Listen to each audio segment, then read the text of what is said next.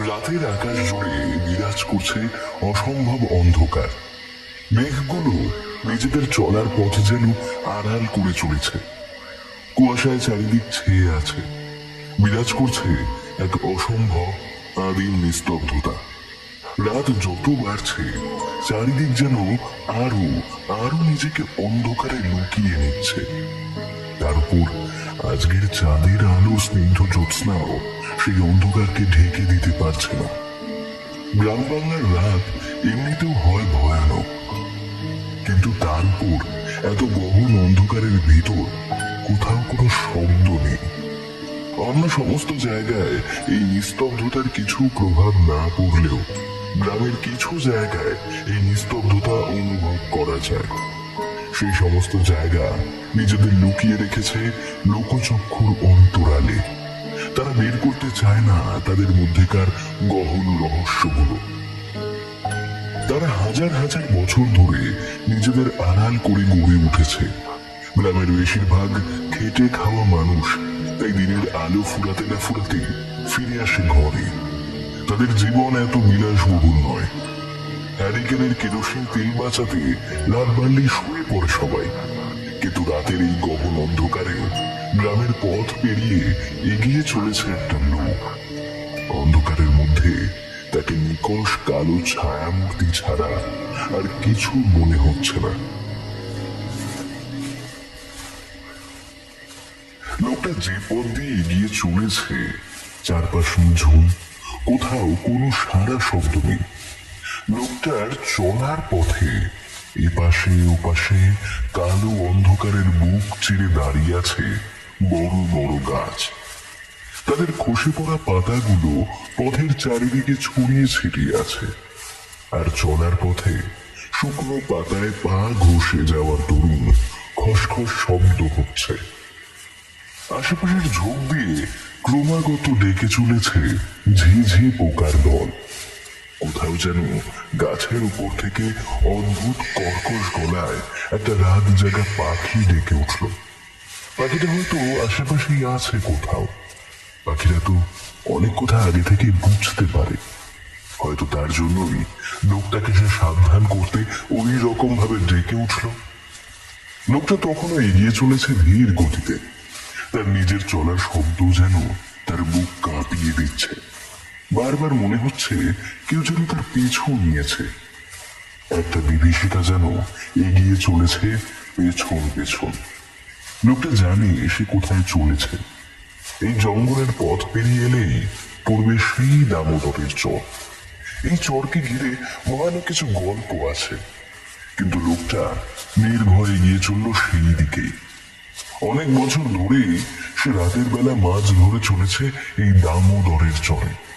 এই চরের কোনা কোনা সে চিনে, কারণ এটাই তার রোজগারের একমাত্র মাধ্যম।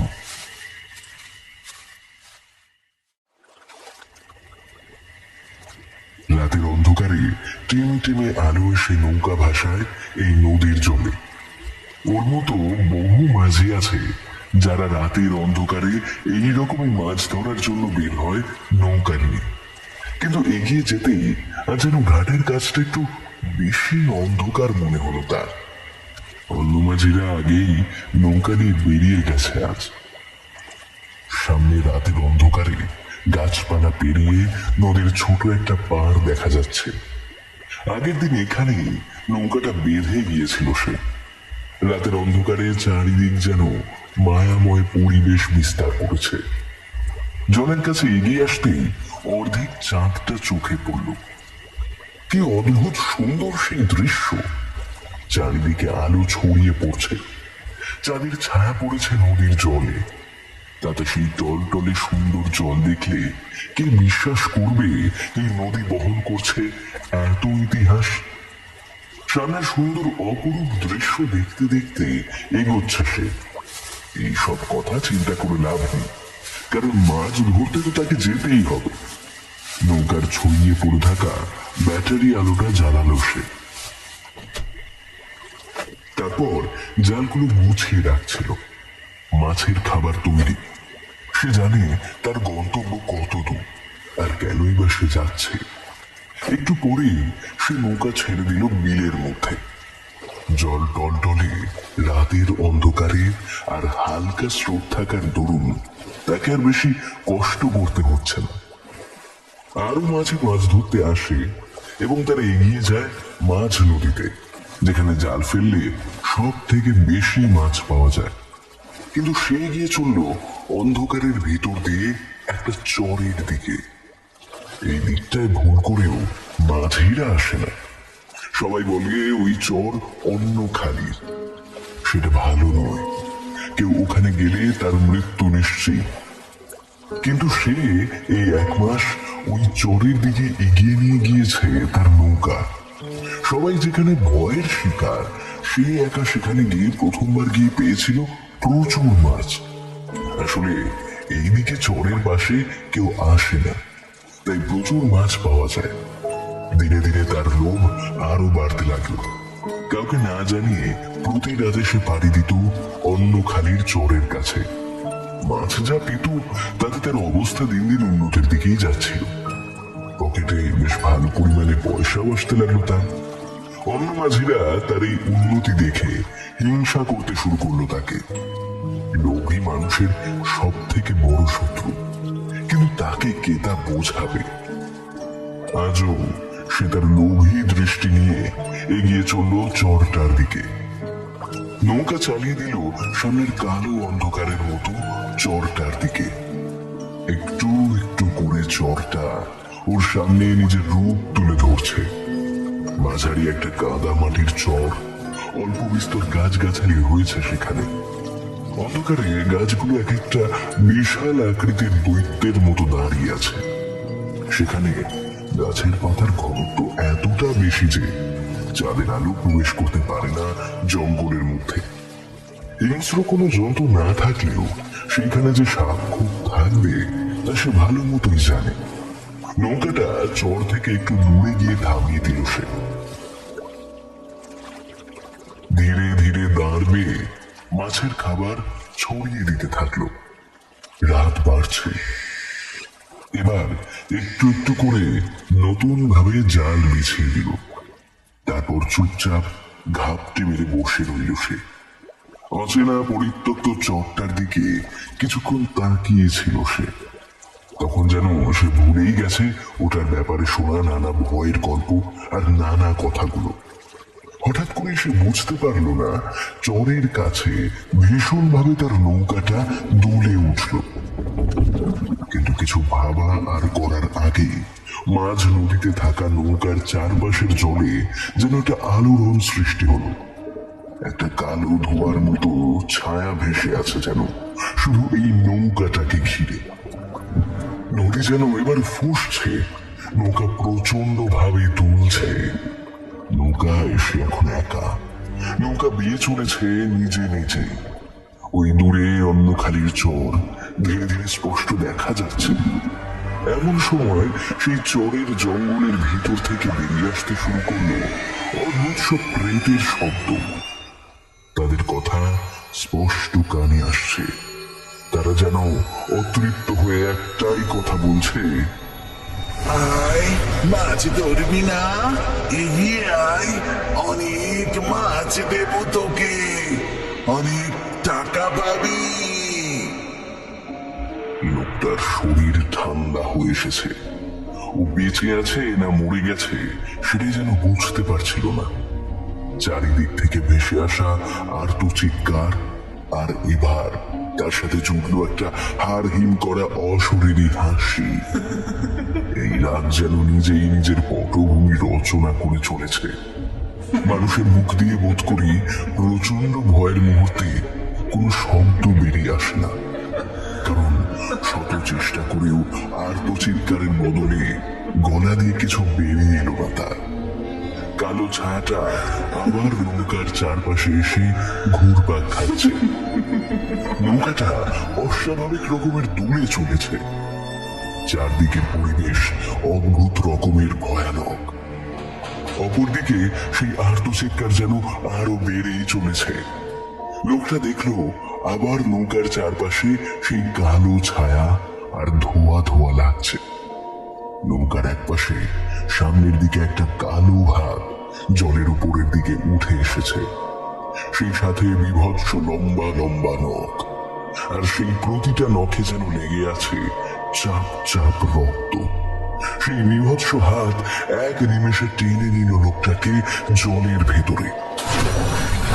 ছলাৎ শব্দ করে কিছু একটা ভারী জিনিস পড়ল ওই নদীর জলে। অনেকক্ষণ জলে দাপা দাপির শব্দ হলো, কিন্তু সেই বিলের টলটলে জল ধীরে ধীরে লাল হয়ে উঠছে।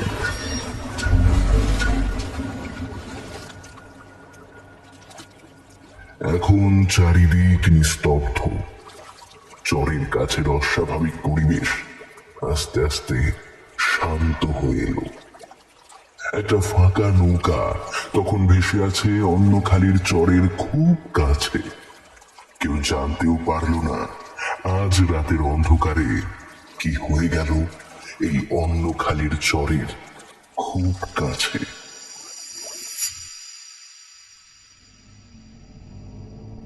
আচ্ছা আকাশ, আজ কত বছর পর আমরা এইরকম ঘুরতে বেরোতে পারলাম বলতো?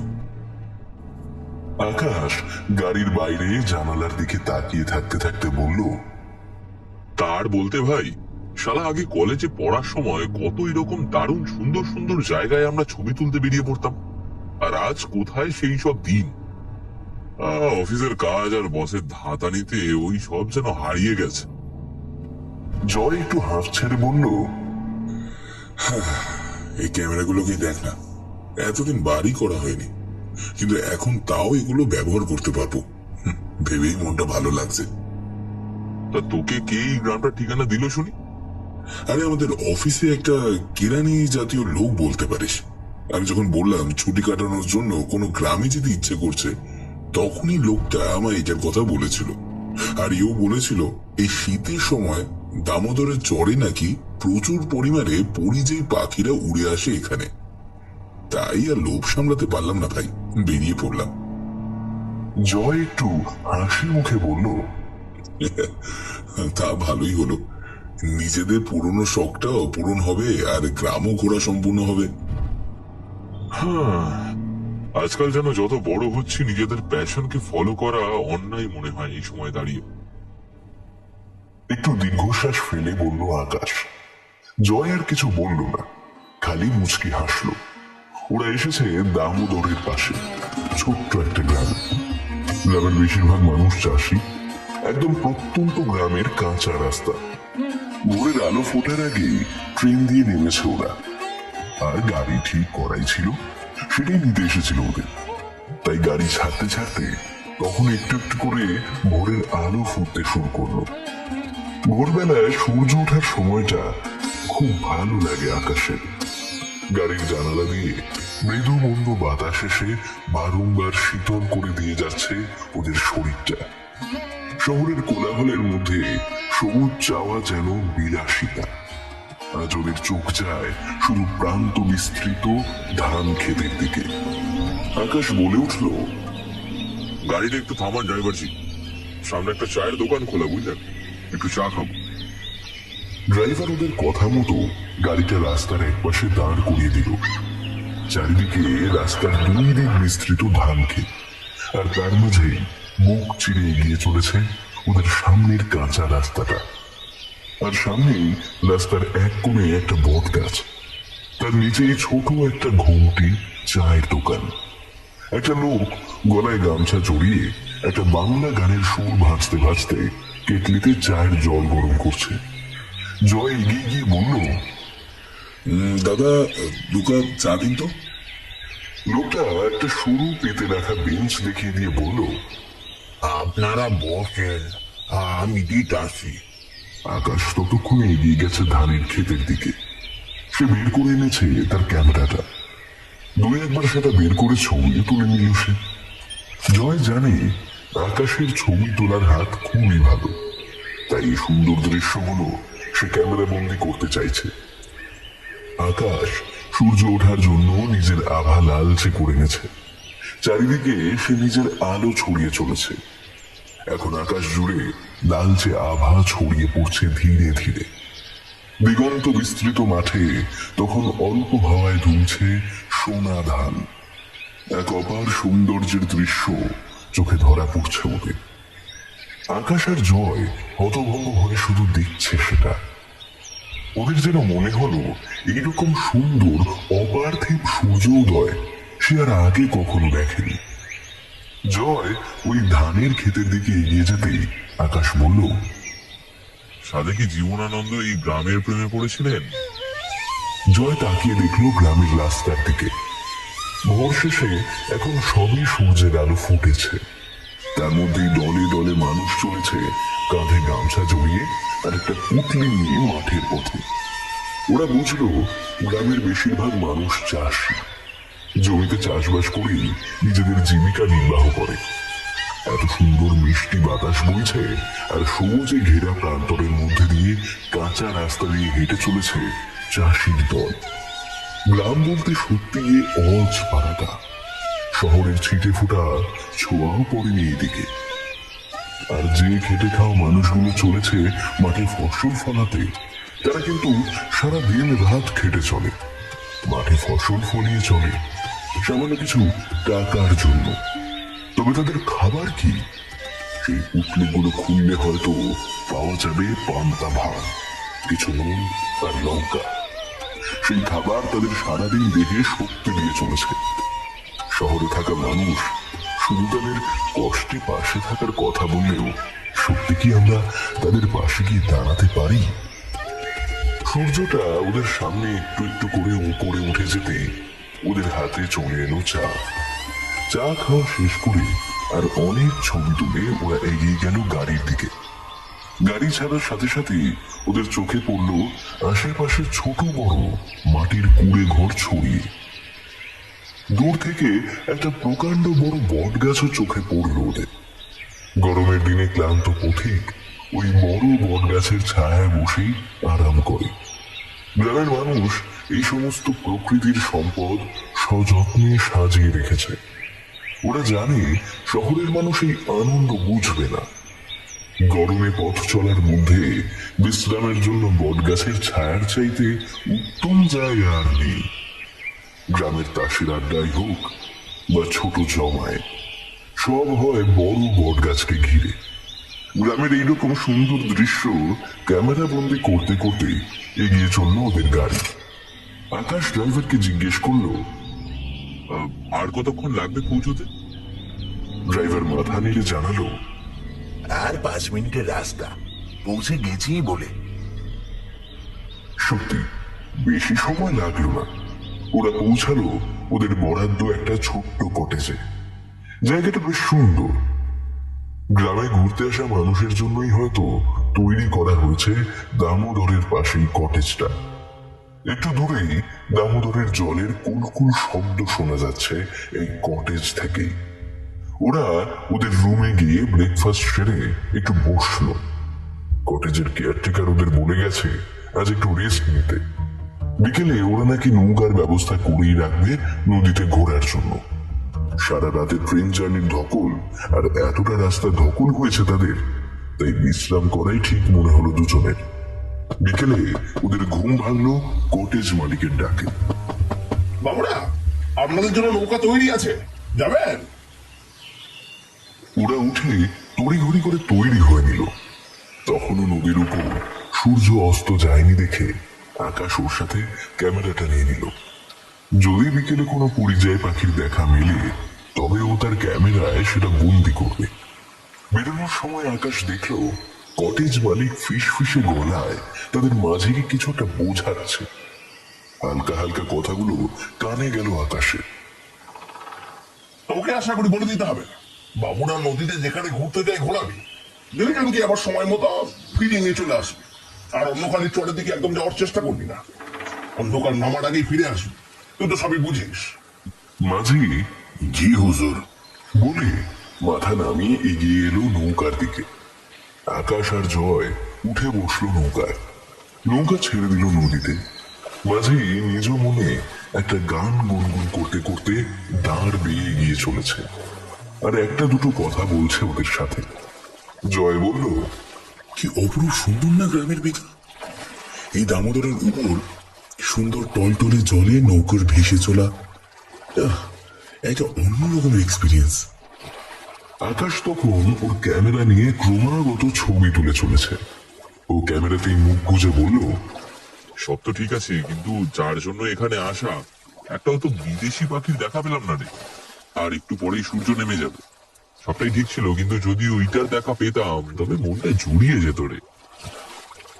জয় বলল, এও কম কি, প্রকৃতির এই খামখেয়ালি আর নজর করা দৃশ্য কি তুই কলকাতায় বসে পেতি? যেটা আছে সেটা নিয়ে খুশি থাকতে শেখো বৎস।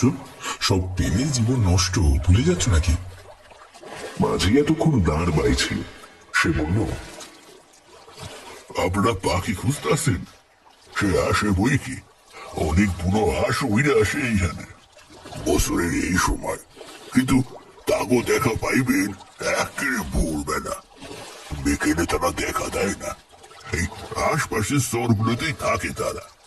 এই দেখছেন না কত পাখির কোলাহল শুনতে পাইতেছেন, সবই ওই পাখিগুলার। আর এখন পাখিদের ঘরে ফেরার সময়। মাঝি একটু হেসেই বলল কথাগুলো। ওদের সামনে ধীরে ধীরে সূর্যদেব নিজের কমলা আভা ছড়িয়ে দিচ্ছে আকাশের এক প্রান্ত থেকে অপর প্রান্তে, আর নদীর জলের উপর তা এক দারুণ রং বেরঙের খেলার মতো ফুটে উঠেছে। হঠাৎ করেই এমন সময় আকাশ বলে উঠল, আচ্ছা মাঝি ভাই, এই অন্নখালির চরটা কোথায় গো? কথাটা শোনার সাথে সাথেই ওদের নৌকার মাঝির মুখটা ফ্যাকাশে হয়ে গেল। লোকটার মুখে এখন স্পষ্ট ভয়ের রেখা খেলা করছে। সে বলে উঠল, ও কিছু না বাবুরা, ও একখান কাদা মাটির চর, খালি একটা চরও কইতে পারেন। মানুষ নেই সেইখানে, পরিত্যক্ত জায়গা। আপনারা শহরের মানুষ, ওই সব দিকে না যাওয়াই ভালো। আকাশ তখনই বলল, আরে তুমিই তো বললে অনেক পাখি নাকি বাসা বেঁধে থাকে ওই চরগুলোতে। আমাদের নিয়ে চলো না, তোমাকে আলাদা পয়সা দেবো। মাঝি ওর মুখে একটা শুকনো হাসি এনে বলল, আপনি যতই পয়সা দেন, ওই চরের কাছে এইখানের কোনো মাঝির নৌকাই আপনাকে নিয়ে যাবে না। এখন জয় আর আকাশ ভালো করে লক্ষ্য করল লোকটার মুখে তখনও একটা ভয়ের বলি রেখা খেলা করছিল। লোকটা যেন কিছু শুনে ভীষণভাবে ভয় পেয়েছে। ততক্ষণে চারিদিক অন্ধকার হয়ে আসছে। মাঝি তাই বলল, চলেন বাবুরা, এখন ঘরে ফিরতে হইব। আবার কাল সকালে আসুন, আপনাকে নিয়ে যাবো কোন পাখি দেখাইতে। লোকটা যে কিছু একটা গোপন ব্যাপার লুকিয়ে গেল বলেই মনে হলো ওদের দুজনে। মাঝি ওদের যেখানে যাত্রা শুরু করেছিল সেখানেই নামিয়ে দিয়ে নৌকা বেঁধে দিল সেই ঘাটে। ওরা ওদের কটেজে ফিরে এলো। সেই রাতে খাওয়া দাওয়া সেরে আকাশ আর জয় যখন ঘরে গিয়ে বসলো তখন রাত প্রায় 10টার কাছাকাছি। এই গ্রামের দিকে যেন রাত নামে অনেক আগে। চারিদিক নিঝুম। জানালা দিয়ে একটু দূরে চাঁদের আলো দামোদরের জলে পড়ায় যেন আলাদা এক জগৎ সৃষ্টি করেছে। দামোদরের জল এখন ঘন কালো, আর তার উপর কেউ যেন হীরের কুচে ছড়িয়ে রেখেছে। জয় জানালা দিয়ে এসব সুন্দর দৃশ্য দেখছিল, কিন্তু আকাশের মন তখন অন্যদিকে। সে বলল, জয়, একটা ব্যাপার খেয়াল করেছিস ভাই? আমাদের থেকে কিছু একটা জিনিস যেন লুকিয়ে যাচ্ছে এই কোয়ার্টারের মালিক। আর মাঝিটাও দেখলি না কিছুতেই ওই চোরের কাছে আমাদের নিয়ে গেল না। আমার মনটা কেমন খচখচ করছে। জয় জানালার দিক থেকে মাথা নামিয়ে বলল, আরে আকাশ, তুই তো জানিস এই গ্রামবাসীদের মনে কত রকমের পুরনো কুসংস্কার থাকে। ওরমই কত শত জিনিসে তারা বিশ্বাস করে। এই নদীর চরটাও মনে হয় ওদের কাছে এমনই কিছু। আকাশ মাথা নাড়িয়ে বলল, কি নাম বলেছিল যেন ওই চরটার? অন্নখালির চর, তাই না? আমার মনে হয় একবার যেটা ঢুকেছে ওটার উত্তর না পেলে আমি কিছুতেই শান্তি পাবো না। আমাকে সেটা জানতেই হবে। এ কথা ও কথা বলার সাথে সাথে দুই বন্ধু ঘুমিয়ে পড়ল। তাদের পাশের নদীর দিকের জানলা তখনও খোলা। জানালা দিয়ে মৃদু মৃদু বাতাস ভেসে আসছে।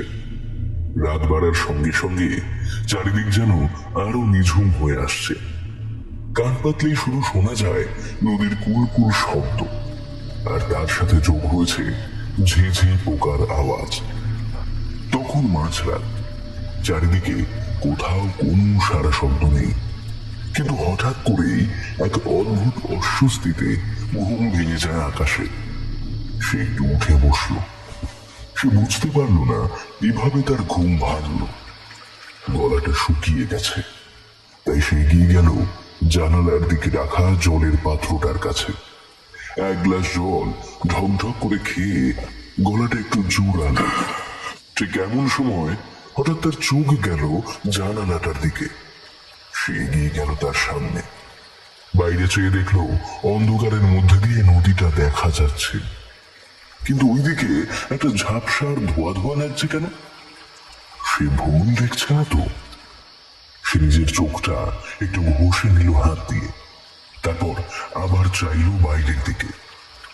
বাইরে নদীর দিকে একটা অদ্ভুত জগৎ যেন সৃষ্টি হয়েছে, আর সেই দিকে আকাশের চোখ গেল একটা নির্দিষ্ট জিনিসের দিকে।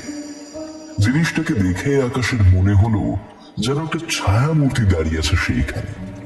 দূর থেকে দেখে মনে হয় যেন কোনো নারী শরীরের অবয়ব, আর তার পুরো শরীরে পরিহিত একটা সাদা রঙের শাড়ি। এত দূর থেকে মুখ দেখা না গেলেও তার চারিদিকে যেন বেষ্টন করে আছে একটা ধোঁয়ার অংশ। আকাশ যেন নিজের চোখকে বিশ্বাস করতে পারছিল না। সে দেখল সেই নারী অবয়বটা যেন তাকিয়ে আছে তারই দিকে, আর তার অদ্ভুত ফ্যাকাশে মুখে যেন লেগে আছে একটা পৈশাচিক হাসি। আর সে যেন হাতছানি দিয়ে ডাকছে আকাশকে তারই দিকে। আকাশ যদি ভালো করে লক্ষ্য করত, তবে দেখত সেই চোখে কোনো দৃষ্টি নেই। ওই চোখ সাদা দুধের মতো ধবধবে সাদা, আর সেই চোখে নেই কোনো মনি। এমন সময় হঠাৎ করে নদীর অপর পার দিয়ে ভেসে এলো একটা শিয়ালের চিৎকার। চারিদিকে পরিবেশ ধীরে ধীরে অদ্ভুত ভাবে যেন কিছু একটা ইঙ্গিত দিতে চাইছে। সেই নারী মূর্তি যেন তাকে হাত ছাড়িয়ে বলছে, আয় আয়, অন্যকারীর চর তোর জন্য অপেক্ষায় বসে, আসবি না আমার কাছে? আয় আয়। সেই মহিলা অবয়বের মুখ থেকে বেরিয়ে আসছে একটা অদ্ভুত পৈশাচিক হাসি। সেই হাসি শুনলে যেন মনে হয় এ কোনো ইহ জগতের রক্ত মাংসের মানুষ হতেই পারে না। চারিদিক যেন সেই হাসির শব্দে কেঁপে কেঁপে উঠছে। আকাশ যেন তখন সেই দিকে তাকে সম্মোহিত হয়ে গেছে।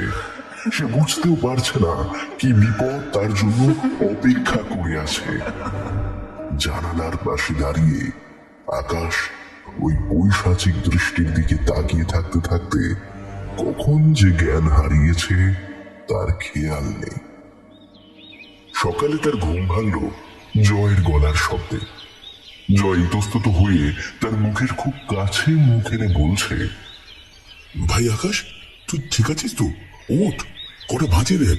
আর তুই এখানে জান্নার পাশে মেঝেতে এসে পড়লি কখন? তোর শরীর টরীর ঠিক আছে তো ভাই? আকাশ নিজের চোখ মুছে উঠে বসে বলল, আমি ঠিক আছি, তবে এখানে এলাম কি করে? আমি তো বিছানাতেই ঘুমাচ্ছিলাম। সেটা তো আমিও জানতে চাইছি। সকালে যখন ঘুম ভাঙলো হঠাৎ আমি পাশে হাত দিয়ে দেখি সেখানে ফাঁকা, আর জানলার দিকে তাকিয়ে দেখি তুই এখানে অজ্ঞান হয়ে পড়ে আছিস। আমার তো কিছুতেই মাথায় আসছে না কিভাবে তুই এখানে এলি। আকাশ নিজেকে সামলে নিয়ে বলল, ঠিক আছে, চল নিচে যাওয়া যাক। তুই গিয়ে ব্রেকফাস্ট দিতে বল, আমি আসছি। আকাশ আর কিছু বলল না, কিন্তু ও জানে কাল রাতে ঠিক কি হয়েছে ওর সাথে। আর সেটা কি? তবে স্বপ্ন না অন্য কিছু, বা যা দেখেছে তার সবটাই কি সত্যি? জয় ঘর থেকে বেরিয়ে যেতে আকাশ সেই কালকের দেখা কথাগুলো ভেবে বাইরে জানালার দিকে তাকালো। সব ঠিকঠাক, কোথাও কিছু নেই চারিদিকে। আজ রৌদ্রোজ্জ্বল দিন, আর দামোদরের জলের উপর সূর্যের আলো খেলা করছে। আকাশ সবকিছু মাথা থেকে বের করে নিচে গিয়ে বসলো ব্রেকফাস্ট করতে। জলখাবারে আজ সকাল সকাল লুচি আর আলুর দম দিয়েছে এরা। সেটা সহযোগে বেশ ভালোই খাওয়া দাওয়া সেরে নিল দুজনে। খাবার টেবিলে ওদের সাথে সেই জায়গার মালিক দেখা করতে এলো। তা আপনাদের ছুটি কেমন কাটছে বাবুরা? সবকিছু ঠিকঠাক তো? খাওয়া দাওয়া কোনো অসুবিধা হচ্ছে না তো? আর আমি কিন্তু মাঝির কাছে শুনেছি আপনারা ভালো ছবি তোলার জন্য পাখির সন্ধান করছেন, তাই মাঝিকে আজও নৌকা নিয়ে আসতে বলে দিয়েছি। ও আপনাদের আশেপাশের ছোট কয়েকটা চড়ে নিয়ে ঘুরে দেখাবে। আপনাদের জায়গাটা ভালো লাগবে আশা করি। আর অনেক পাখি এই সময় আসে, ওদের পুরো দলেরও দেখা পেয়ে যেতে পারেন যদি ভাগ্য ভালো থাকে। আগে আমার ছোটবেলায় অনেক বুনো হাঁসের দল আর নামবে জানা কত রং বেরঙের পাখি উড়ে আসতো এদিকে। তবে আর সেই দিন কোথায়? সে যাই হোক, আপনারা তৈরি হয়ে মাঝি এসে বললো বটে। লোকটা হাসি মুখে ওদের বিদায় জানিয়ে বেরিয়ে গেল। আকাশ আর জয়ের ততক্ষণে খাওয়া শেষ, তাই তারা রুমে গেল তৈরি হতে। বুঝলি আকাশ, এটা আজ পাড়াগা হলে কি হবে? এদের ব্যবহার বা সার্ভিস খুবই সুন্দর। দেখলি না, আমাদের না বলতেই কেমন নৌকোর ব্যবস্থা করে দিল। আকাশের যেন ওর কথায় কোনো মন নেই, সে যেন কিছু নিয়ে গভীরভাবে চিন্তা করছে। ওরা ধীরে ধীরে তৈরি হয়ে এগিয়ে গেল ঘাটটার দিকে, যেখানে কাল নৌকা বাঁধা হয়েছিল। ওরা এগিয়ে গিয়ে দেখলো কালকের ওদের চেনা পরিচিত মাঝি বসে আছে নৌকার উপর।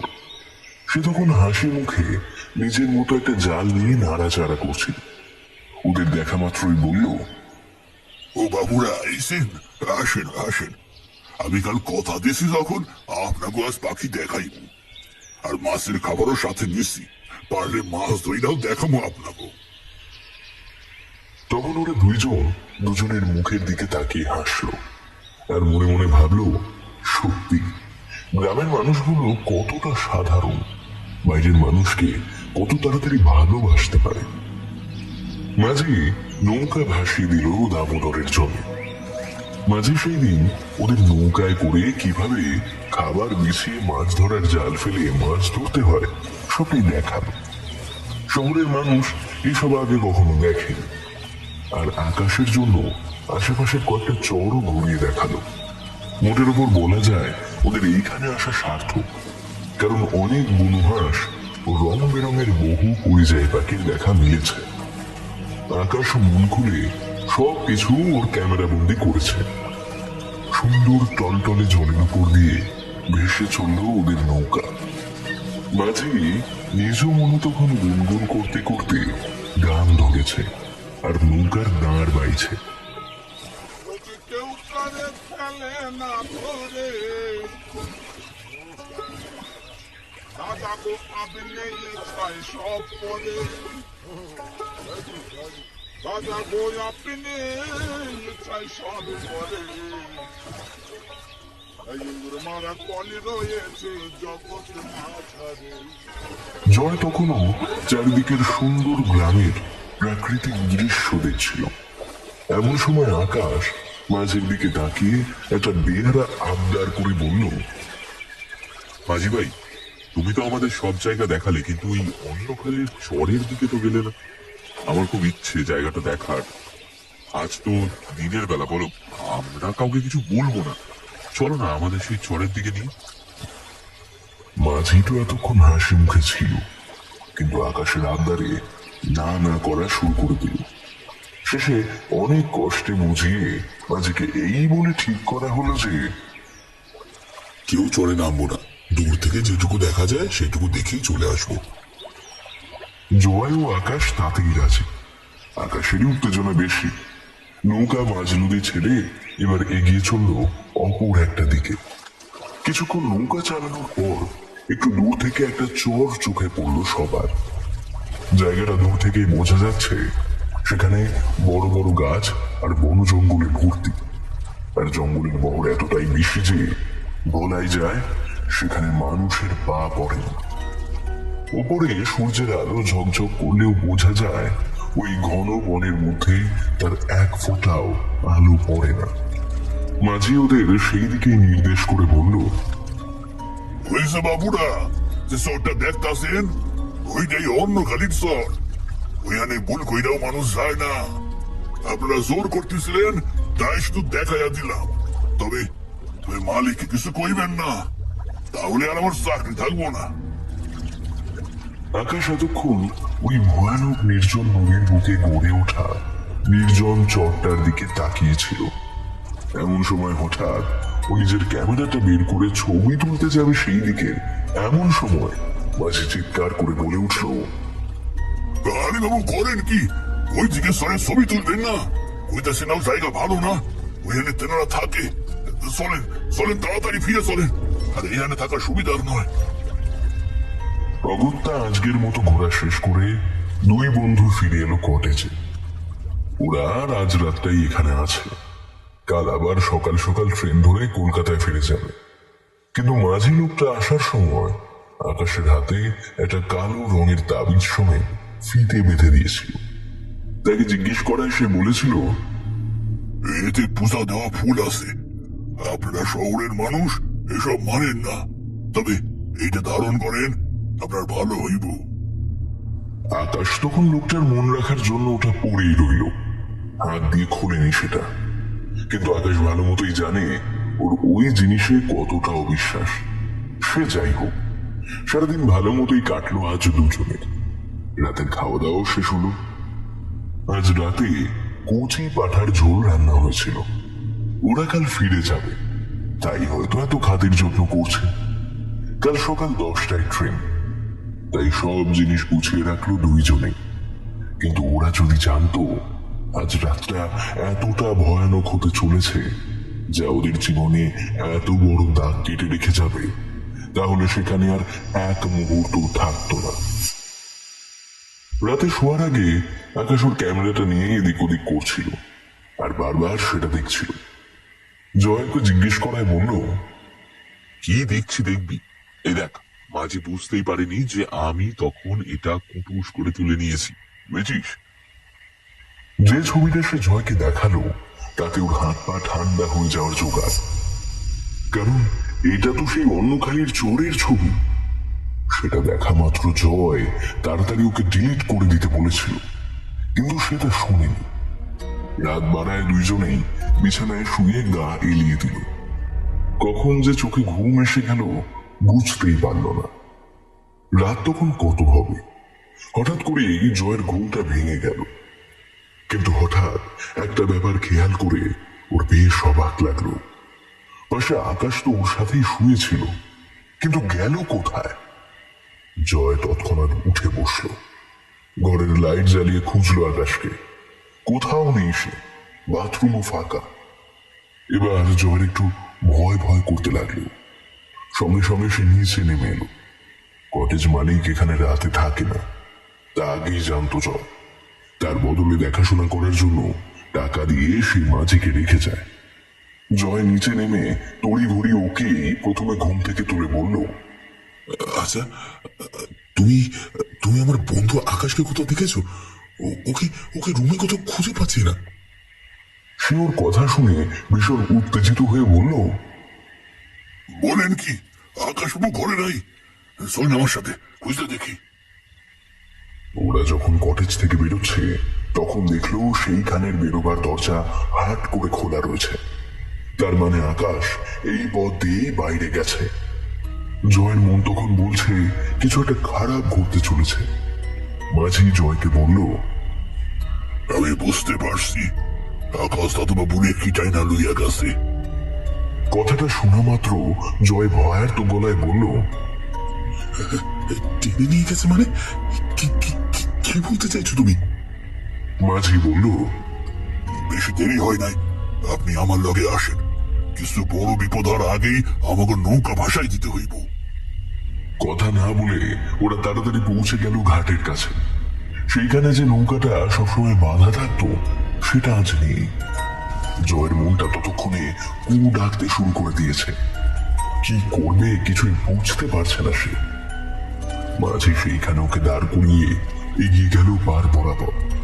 কিছুক্ষণ পরে একটা অচেনা নৌকা নিয়ে ফিরে এসে বলল, তাড়াতাড়ি ওঠেন, আমাকে অন্য কালি সাড়ের দিকে যাইতে হইব।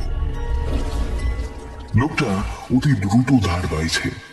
চোখের সামনে দেখতে দেখতে জয় দেখলো তার চোখ মুখ দিয়ে দর দর করে ঘাম ঝরে পড়ছে। ওরা কিছুটা সেই চরের দিকে এগিয়ে আসতেই একটু দূরে চোখে পড়লো নৌকাটা। সেই নৌকাটায় যে আকাশ আছে তাতে কোনো সন্দেহ নেই। জয় মাঝিকে বলল, তাড়াতাড়ি চলো, যত তাড়াতাড়ি কাছে পৌঁছানো যায় ততই ভালো।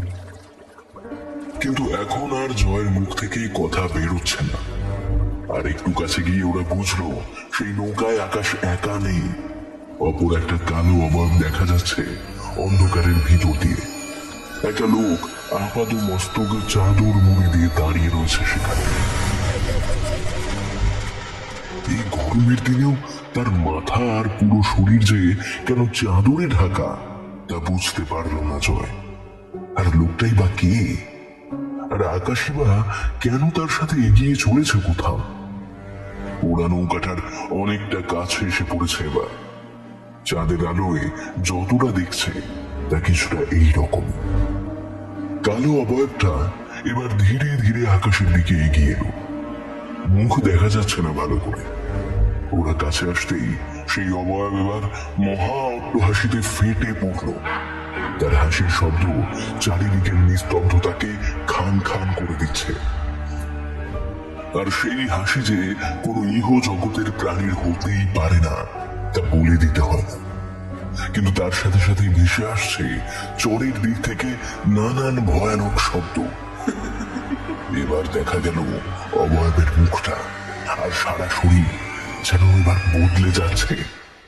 চাঁদের আলোয় ওর চোখের সামনে সেটা আস্তে আস্তে একটা রক্ত মাংসের মানুষের শরীর থেকে কঙ্কালে বদলে গেল। তার শরীরের হাড়গুলো ঠক ঠক শব্দ করছে, মাথার কাছের খুঁড়িটা আশ্চর্যভাবে নড়ছে। তার দাঁতের প্রতিটা অংশ দেখা যাচ্ছে স্পষ্ট। জয় কি করবে বুঝতে পারছে না। এটা কি? এই লোকটার লোক নেই। মাথা খারাপ হয়ে আসছে না তো জয়ের? ভুলভাল স্বপ্ন দেখছে না তো সে? নিজেই নিজের হাতে চিমটি কাটলো। হ্যাঁ, ব্যথা লাগলো। মাঝে ওকে বলল, চুপচাপ নৌকায় বসেন, না হলে অপদেবতা আমাকে প্রাণ লইয়া লিব। জয় আর কি বলবে, কিন্তু কিছু ভাবার করার আগে মাঝ নদীতে থাকা আকাশের নৌকার চারপাশে জলের মধ্যে যেন একটা আলোড়ন সৃষ্টি হলো। একটা কালো ধোয়ার মতো ছায়া বেশি আছে যেন শুধু ওই নৌকাটাকে ঘিরে। নদী যেন এবার ফুঁসছে, নৌকা প্রচন্ড ভাবে দুলছে। ওর সামনে থাকা কঙ্কালটা ঝাঁপ দিল নদীর জলে। সঙ্গে সঙ্গে সেই ছায়াটা যেন সেই ঝাঁপ দেওয়া আলোড়িত অংশের দিকে ছুটে গেল। এখন নৌকায় আকাশ একা, নৌকা বেয়ে চলেছে নিজে নিজে। ওই দূরে অন্যখালির চর ধীরে ধীরে স্পষ্ট দেখা যাচ্ছে। এমন সময় সেই চরের জঙ্গলের ভিতর থেকে বেরিয়ে আসতে শুরু করলো অদ্ভুত সব প্রেতের শব্দ।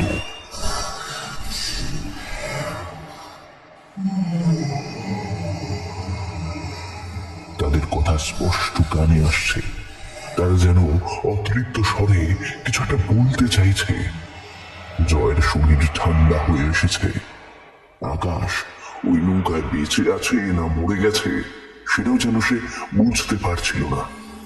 চারিদিক থেকে ভেসে আসা আর্তচিৎকার, আর এইবার তার সাথে জুড়ল একটা হাড় হিম করা অশরীরী হাসি। এই রাত যেন নিজেই নিজের পটভূমি রচনা করে চলেছে। মানুষের মুখ দিয়ে বোধ করি প্রচন্ড ভয়ের মুহূর্তে কোনো শব্দ বেরিয়ে আসে না, কারণ শত চেষ্টা করেও আর্তচিৎকারের বদলে গলা দিয়ে কিছু বেরিয়ে এলো না জয়।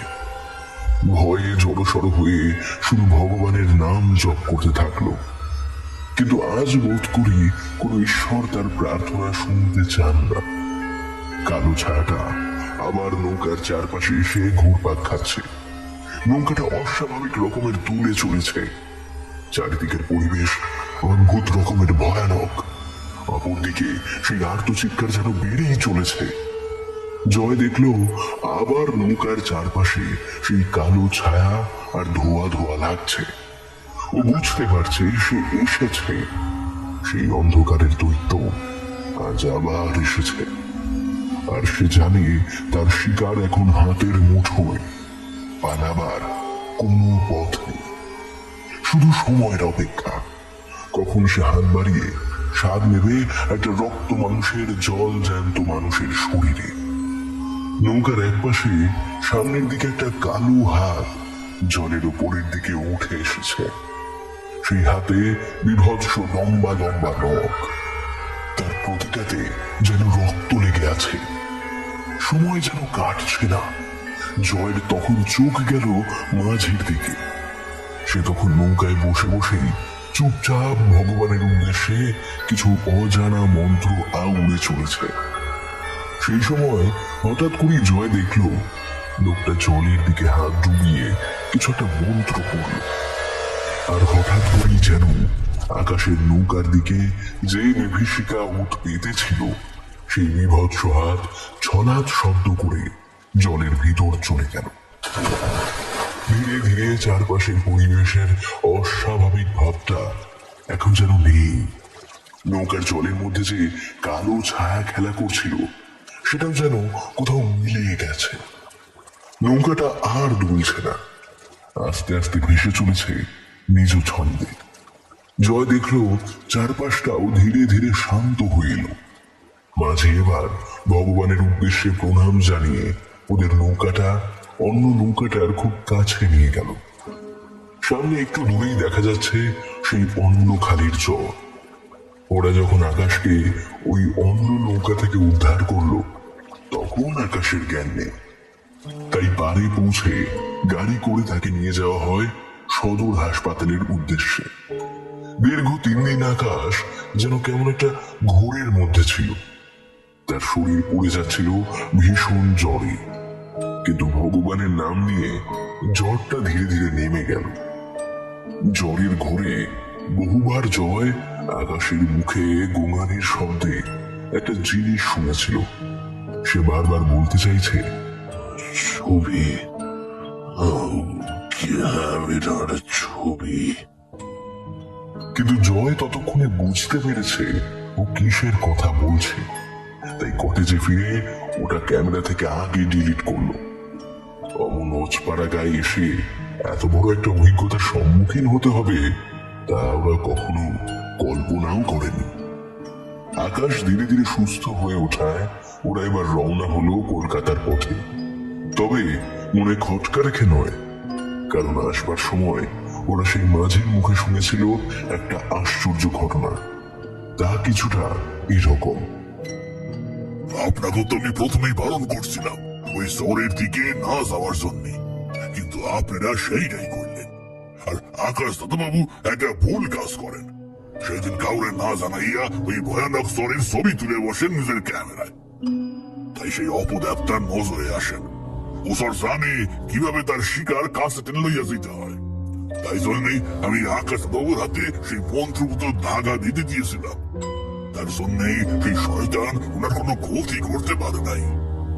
দামোদরের কুলে গড়া ওঠা ওই অন্য খালির চর আগে অমন ছিল না। মাঝিরা আগে নাকি সেই চরের কাছে মাছ ধরতেও যেত, কিন্তু হঠাৎ করে কিছু বছর আগে সেই চরের কাছে অনেক মানুষ সমেত একটা বড় নৌকা ডুবির ঘটনা ঘটে। অল্প মানুষ সেইবার ডাঙা পেলেও বেশিরভাগ মানুষ মারা যায়। আর তারপর থেকেই ওই চরের আশেপাশেই শুরু হয় সেই ভয়ানক ঘটনাগুলা। এর আগেও অনেক মাঝি রাতের অন্ধকারে সেই চরের কাছে মাছ ধরতে গিয়া নিজের প্রাণ হারাইছে। তাই জন্য এইখানকার মানুষ ওই চরকে ভয় পায়। লোক তার কথা ভুইলা গেলেও ওই রহস্যময় বিভীষিকা আজও রয়েছে। আর আজও ওই অন্ধকারের চর লোকেদের মনে রয়ে গেছে একটা শব্দ রূপে, আর এইটা হলো ভয়। তাই তো ভুল কইরাও কি ওই মুখে হয় না। ঈশ্বর জানে কিভাবে তার শিকারকে আকর্ষণ কইরা কাছে টেনে লইতে হয়। ওই রকম লোকেরা হয়তো মানুষই না, ওরা সেই প্রেতাত্মা যারা মানুষকে পথ দেখাইয়া লইয়া যায় আর ফেলে দেয় সেই চরে। আজ অন্য খানিক চর অপেক্ষা করতেছে নতুন তাজা রক্ত মাংসের মানুষের জন্য। এইটা দিয়া সে তার ক্ষুধা মিটাইবার লিগা।